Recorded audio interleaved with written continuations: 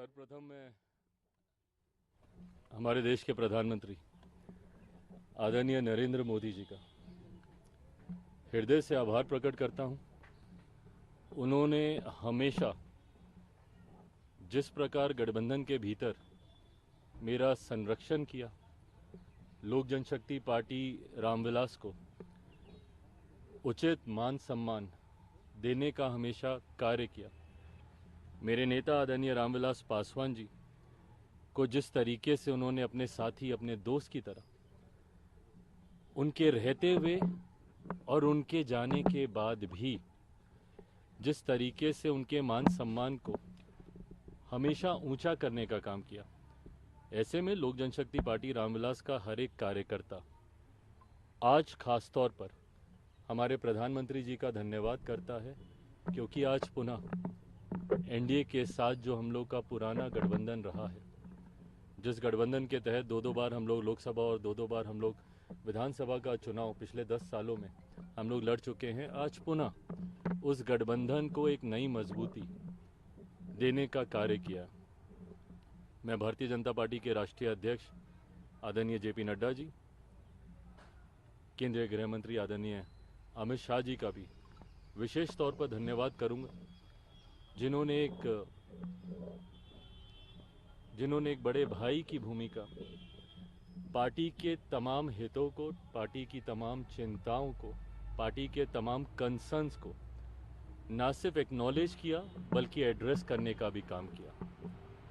आज जब हम लोग गठबंधन, ये गठबंधन की घोषणा नहीं है क्योंकि गठबंधन में हम लोग हमेशा से थे, पर चुनाव को लेकर, लोकसभा चुनाव को लेकर आज जब सीटों का बंटवारा हो चुका है, गठबंधन का स्वरूप पूरी तरीके से तैयार हो चुका है, तो इस मौके पर मैं केंद्रीय गृह मंत्री आदरणीय अमित शाह जी का, आदरणीय जेपी नड्डा जी का भी अपनी तरफ से, अपनी पार्टी के हर एक कार्यकर्ता की तरफ से उनका भी मैं धन्यवाद करता हूं।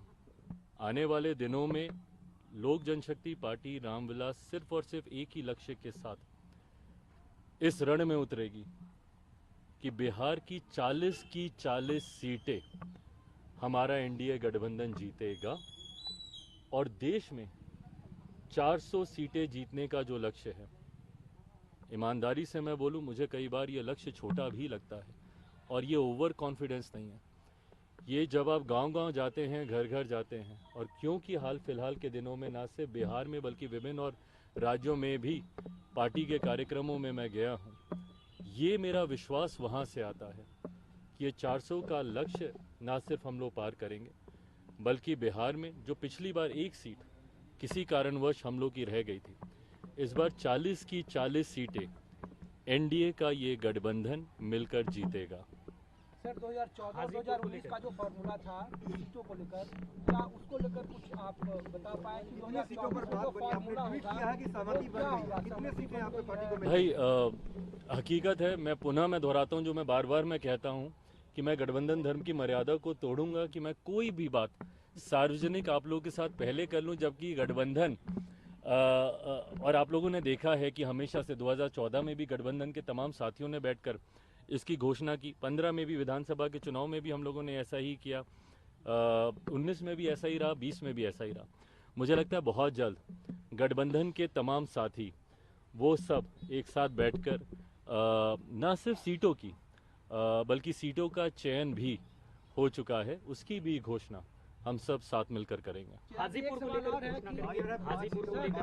एक चीज आ रहा है कि जो दूसरा खेमा है आप लोगों का, क्या वो इस गठबंधन का हिस्सा है, क्या वो आपके कोटे में है या नहीं है? भाई मुझे नहीं पता कि वो गठबंधन का हिस्सा है नहीं है, ना ही वो मेरी चिंता में है।